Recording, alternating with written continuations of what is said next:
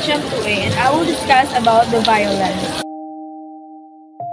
Violence against women strikes at the personhood of women, says the Philippine Commission on Women. Violence against women is a specific form of violence that attacks persons at their core, their physical and emotional effects on women. It has some that violence committed against women. Defining violence against women, any act of gender-based violence that results in physical, sexual, or psychological harm or suffering to women, including threats of such acts, coercion, or arbitrary deprivation of liberty within occurring in public or in private life. Laws on vow, the institutionalization of women's rights in the Philippines began in the past martial law period. Gender equality is enrichment in the 1987 Constitution, and women are in theory protected from discrimination based on their gender. Before the inclusion of gender equality in the Constitution, sexual harassment was not recognized.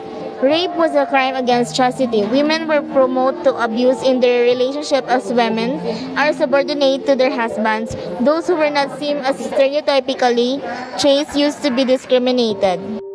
Prevention and response.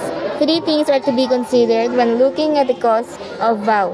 One's personal experience, one's context, and one's culture and society. On a personal level, one can view vow based on his or her behavior in relationships, as well as the actual relationships between the victim and perpetrator.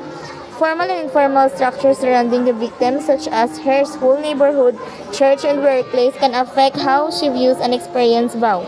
Lastly, her environment also affects her motion of vow 362. Hello everyone, I am Christina Gabani from BSHM today. So I will discuss to you about the types of violence against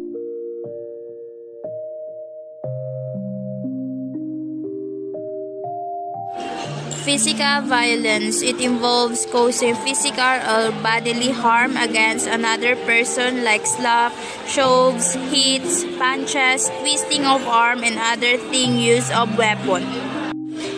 Psychological violence involves causing harm to a victim through the use of emotional manipulations resulting in mental suffering.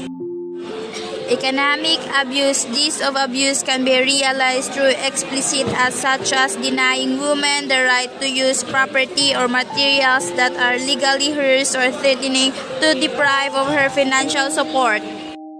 Sexual violence is defined as the forcing or unwanted sexual acts upon a person. It is not limited to the act of copulation. Any act that is being forced to have sex without protection, sending photos or videos being posted online without your consent. Cultural practices and sexual violence. For child bride is a cultural practices that can be classified as sexual violence. Although younger than 18 years are often forced to have sexual encounters with men who are older than them. Female genital mutilations, also called female circumcision, involves the cutting or removal of certain parts of a woman's external vagina. It is the most carried out on girls 15 years and younger.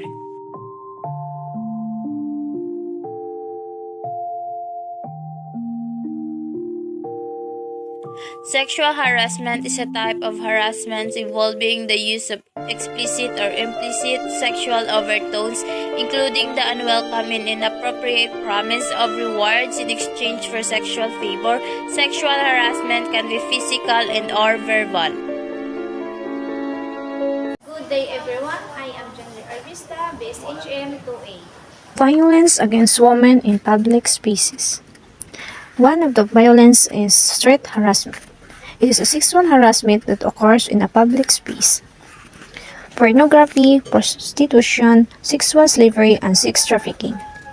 Pornography is most controversial issue in the feminist circle. It is defined as the representation through the publications, exhibitions, cinematography, incident shows, and information technology by another person for intercourse or lascivious conduct exchange money. Sex tourism use sexual services of selling point of tourism. One of the considered of sex tourism is escort services. Sexual exploitation is the participation of women in the sex industry, and the sex slave is the entering of the sex industry and cannot leave. One of the example of sex slave is the comfort woman. It during World War II. Sex trafficking, it involves the relocations of women from one place to another without them knowing where they are going. Spiritual violence, it is forms of violence against women that use religions or spirituality to discredit, harm, or disempower them. And the other forms of violence is the reproductive or medical abuse and abuse of women in intimate relationship.